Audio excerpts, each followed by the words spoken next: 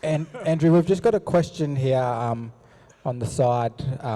Did you need a mic? I just want to introduce myself. So my name's Roxanne. I'm a Gulgada woman living and working on Kaurna country. And my auntie's here, and I want to acknowledge Kaurna elders, past, present, and emerging leaders, the young people, the land, the waters that we walk on here, and this beautiful country in Adelaide, plains of the Kaurna people. Your message resonates with me really strongly. Having grown up in country and in a pretty much remote community, living in Ceduna and working, growing, thriving, working alongside elders, leaders that have passed on now in community, and I learnt a lot. And back in the 80s, self-determination was the thing, the terminology, the go-to terminology back in the day. So, now I think in the last 10, 15, 20 years, we have all these campaigns that are running. And I said to my aunties, I picked two of my aunties up here to come to the meeting, and I said, if we don't know, if we don't go, we won't know. So, when will the referendum be held? It's probably just a question I'm going to put out there. So, I'm saying to family that, attend and be informed so you can make the right decision, whether it's a yes or no vote, and tell our kids and our family and give them the knowledge. But the other thing is, I guess, talking about going back to, the Recognise campaign, the Voice, Treaty, all of this, when will we be at that level where we have to stop justifying ourselves? We have to stop educating our fellow Australian citizens, brothers and sisters, because I do that on a daily basis. Even when I'm home in my country, in my community, with my schoolmates, which, we're heading in our mid-50s now, and I'm constantly educating them, even in work. So, when will we be on that level par, and we have to stop justifying? Never, I guess. We'll always have that struggle. But, I think we have to make it work. Somehow, some way, some shape or form, but we have to work together on this. So that's my take on it. But I guess, just following on from you, Dwayne, with your strong message was got me going. Please, we need more of that. We need more of that. Please bring more aunties and uncles to meetings. I think that's really important. That was so beautiful. And I just want a thing to say to Auntie Roxanne, thank you for bringing the aunties along.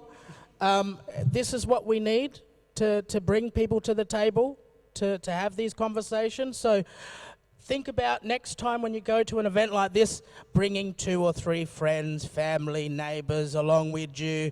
At the end of the day, we don't want to be preaching to the converted. We want to tackle the mob that are sitting on the fence or saying no. We don't want to fight with our own mob. We're here to fight the system. Be kind to the people, but tough on the systems. But I think that's where Dale can come in and talk a little bit about when we go to the polls. Oh, bless him. I have to say straight up is I've been around the state now talking around the state voice to Parliament in a process that's undertaken over 60, 70 sessions with community.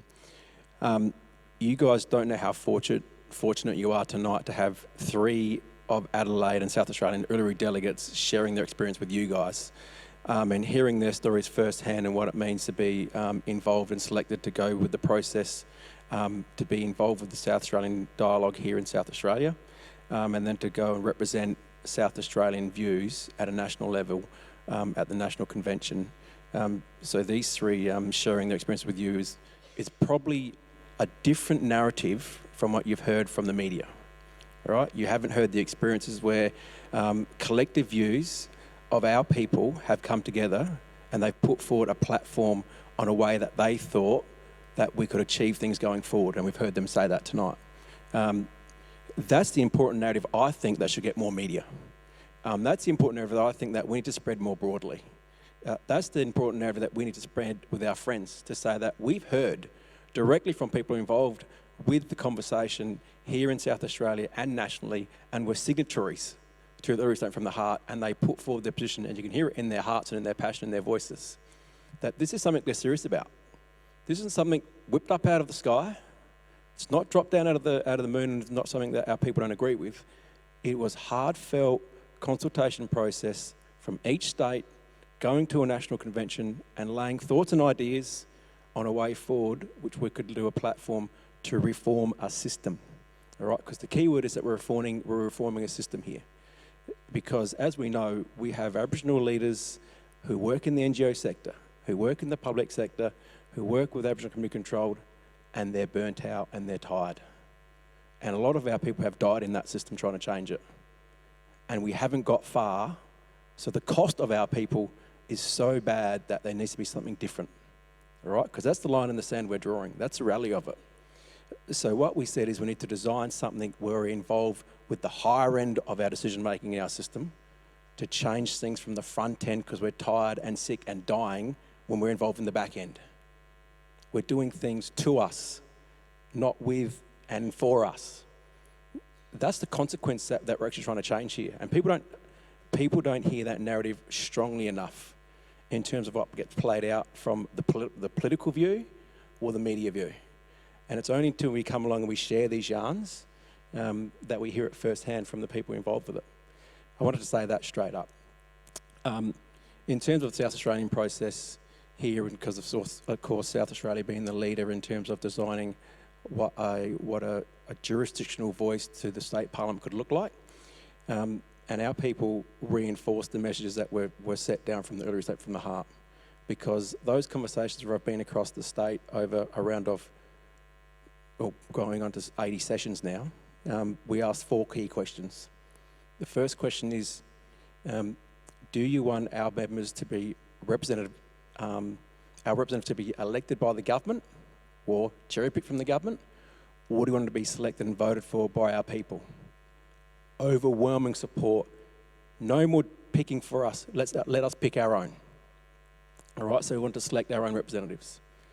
Question 2, should the voice represent the diversity of the Aboriginal community? Meaning men, women, elders and young people. Overwhelming support. It needs that at the table in the format of the design.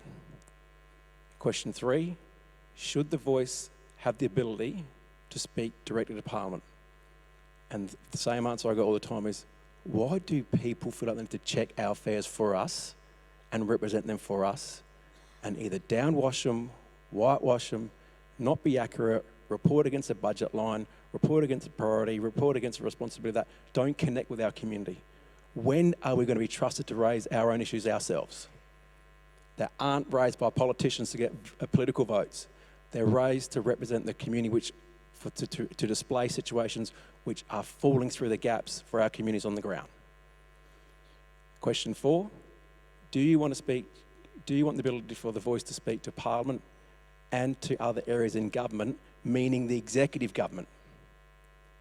Clear feedback, it has to. We have to present a model that displays accountability and transparency in the public space of our Parliament system, so everyone knows what's going on in our business. There's heavy investment, there's heavy resources, our people are tired, and the messages are getting lost in the political structures. Why? Because people aren't telling the truth of our affairs, and we're sick of it. Second one, we know that the people who make the decisions and the people who have the levers to make and have the power to make serious reform is the government of the day. So we have to speak to them as well. So that was the overwhelming feedback that we've got in South Australia. And that mirrors what happened with the Uluru Convention, that mirrors what's happening across feedback we're getting from across other jurisdictions, except South Australia is doing it first. So in terms of what we're doing in South Australia is, I'll I'll be going around in about 4 weeks' time back on state-wide engagements to drop into every community to inform them in terms of what they need to be doing to be on the electoral roll, and importantly, how they can be nominees to be candidates as representatives for the regions. What I also found out during my state process was I initially thought that I was going out to go and set up a state structure to speak to the Parliament. What communities told me firsthand is that's all well and good. We need that to reform the top end decisions. But how do we support community level empowerment, coordination and resource modelling? We can do decision making and resolutions to our problems on the ground in a coordinated approach. And we need to do that across all of our regions across the state. So we're doing that in a way where we're separating the state into 6 regions. And the 6 regions are building on from the regions that were done in the ATSI collections. And the reason why we wanted extra boundaries was because community said that we need extra representatives to truly represent and connect with our communities. So what we're doing in terms of the model, and if you look at a blue sheet, I've got a little information sheet at that back table for those who want to understand the South Australian model a bit better. And I'll quickly run through it, but you'll need to see the map when to have the penny drop. 6 regions in the state with a gender balance of men and women. Those co-chairs of those regions, 1 man, 1 woman, to be elected to be state reps. 6 regions, 2 people, a composition of 12 makes the state delegates. So the roles of the local regional voice is to create local empowerment, to deal with local issues in each region, to connect with local councils and local state agencies, housing, health, policing, child protection, all those other issues that Aboriginal people are highly in contact with, to go and work on the ground with those organisations. For things that are still falling through the gap, you raise them up through your local First Nations Voice representative, who is on the state body. That state body then engages with the Parliament. Now, there's 4 ways in what the state members engage with the Parliament. 1, they table an annual report in a joint sitting between the upper house and the lower house. So it's played out very publicly with politicians and on public record. Very transparent, very accountable for all of us, whether you're Aboriginal or non-Aboriginal, because we know that this is to be heard from everyone. Mechanism 2, to speak with the Premier and his Cabinet, so the Government of the day, for an option of twice a year on the issues that are important to the State First Nations Voice. Mechanism 3, to speak with the Premier and chief executives of any department twice a year on matters that are important of the priorities of the State Voice. And option number 4 is what we're calling an engagement hearing. For the State First Nations Voice to call for the Premier, any Minister and any public sector CE on issues related to the State First Nations Voice priority, because we know that in Aboriginal affairs, you get handballed around between a responsible minister and a chief executive when they don't have remit to answer the complexities of our communities. And everything falls through the gap and we get no recourse on important and urgent action. So that is also played out on public record. So none of this stuff is played out behind closed doors. And for anyone who works in Aboriginal affairs knows how often we have to discreetly do our business. Discreetly get a tick to get a little bit of funding. Discreetly word something or phrase something to create a narrative which fits the mainstream. To do a political position that supports the politicians of the day, even if you disagree with it. And it's extremely taxing. It's wearing our people down who work in the system, and it's also wearing our people down who aren't getting services that general mainstream people get because of the bureaucratic process delaying our responses. So in terms of the State First Nations Voice, that of course the bill went through in a public sitting at front of North Terrace only 3 Sundays ago. So it was now part of South Australian law.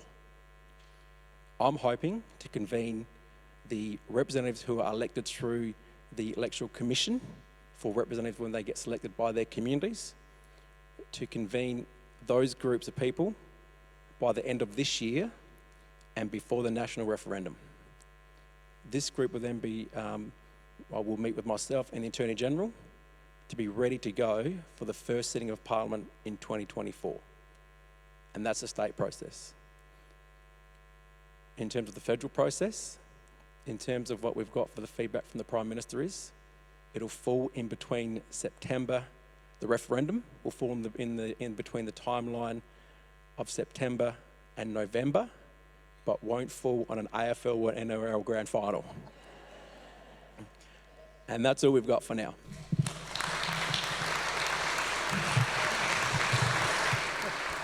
You know, I've been really privileged to work across the country. When I was at Legal Rights, as a member of the Coalition of Aboriginal and Torres Strait Islander Peaks, was a part of negotiating with the state and territory government bodies and the Commonwealth on the Closing the Gap Partnership Agreement. And we had COAG, the Council of Australian Governments, that come together and on different issues, and they had one for closing the gap, and you know, we changed it. We've got Aboriginal people at the table, and I was very privileged to be elected by the Peaks to be one of the 12 Aboriginal and Torres Strait Islander people negotiating with government on joint council. I believed in it so much that I left Aboriginal legal rights movement and I went and worked in the Secretariat for the Peaks to undertake a countrywide engagement with communities on drafting the new national agreement for closing the gap. And we engaged nearly 5,000 people. We went from Thursday Island to Broome down to Tasmania and Mount Gambier, and you know, the same narrative is sort of coming out. The one thing that really stood out for me was, how can we close the gate? How can we close the gap if you don't unlock the gate? And that really resonated with me. And I've got to say, like Uncle Tordo Sansbury, rest in peace, he would say, if you're not at the table, you're on the menu. And one of his last articles before he passed was time to get off the menu, Australia, you know. And with South Australia in particular, I've been really frustrated over the years. You know, I felt like we're kind of a bit of a backwater, very conservative. But occasionally we whip out some brilliance. You know, Uncle Brian Butler, you know, leading ACCA at the national level.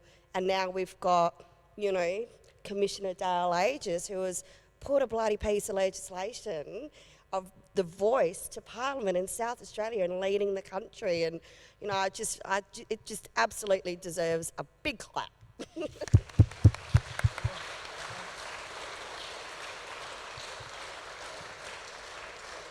I just want to say one thing though, like, I am not going to tell fellas how to vote.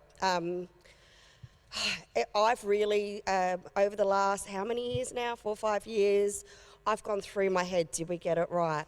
Did we get the order right? You know, what are we giving up with a voice in the Constitution? I've gone around and around and up and down. And what's really nailed it for me is High Marsh Island. You know, if there was a voice to Parliament, would that have happened? If there was a voice to Parliament, would they have abolished the Aboriginal and Torres Strait Islander Commission? If there was a voice to Parliament, would there have been a Northern Territory intervention? If there was a voice to Parliament, would Tony Abbott really have been the special envoy for Aboriginal people?